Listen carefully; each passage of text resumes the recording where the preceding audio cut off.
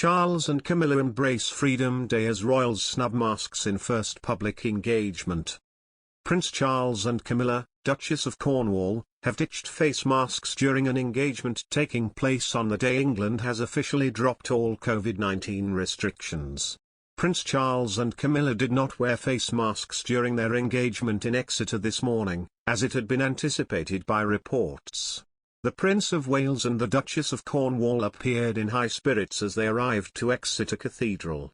Camilla carried an umbrella to screen her from the sun while Prince Charles wore sunglasses. The royals were welcomed by dozens of royal well-wishers who gathered outside the cathedral. And Charles and Camilla took the time to greet them and exchange a few words with the fans. This marked another sign the royal couple is ready to return to normality. When the pandemic began, all the royal households stopped announcing where and when members of the firm would carry out an engagement to avoid mass gatherings. After the warm welcome, Prince Charles and Camilla stepped inside the cathedral to learn about its planned restoration.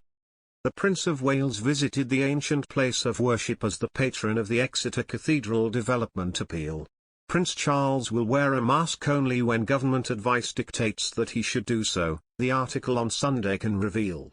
In a boost to the government's Freedom Day, the Prince is not expected to cover his face when he visits Exeter Cathedral tomorrow. Charles is patron of a fundraising appeal at the cathedral and, for the first time in months, his trip has been made public in advance.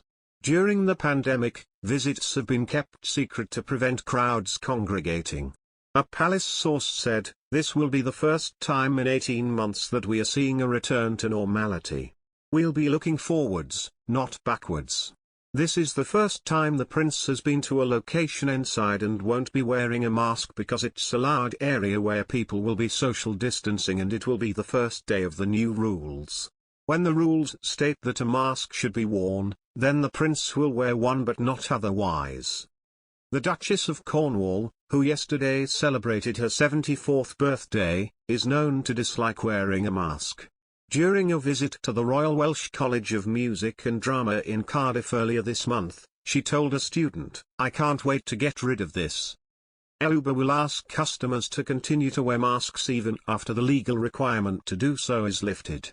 The taxi app firm yesterday said, "The majority of our riders and drivers have told us that they would feel more comfortable riding with our no mask, no ride policy still in place."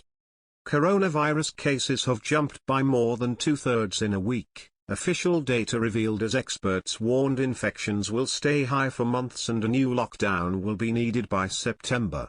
Department of Health bosses posted another 54,674 cases Saturday, an increase of 68% on last week's figure of 32,367. Breaching the 50,000 mark for only the second time since the darkest days of the last wave in January. Meanwhile, Health Secretary Sajid Javid, 51, sparked fears of a Downing Street pandemic after revealing he had tested positive for the virus on Saturday morning. Another 41 deaths were also recorded on Saturday, rising 20.6% on the 34 seen last week. Professor John Edmonds of Sage said cases could reach 100,000 a day within weeks because the number of infections has so far been doubling every fortnight. Jeremy Hunt, who is now chairman of the Commons Health and Social Care Committee, said the situation was very serious. With just a day to go until Freedom Day, Britons flocked to beaches across the country with Bournemouth in Dorset and Barry Island in South Wales among those looking very busy on Saturday afternoon. Meanwhile, the government is right to take the Beta variant of the coronavirus spreading in France seriously because it may evade vaccines, Professor Redmonds warned.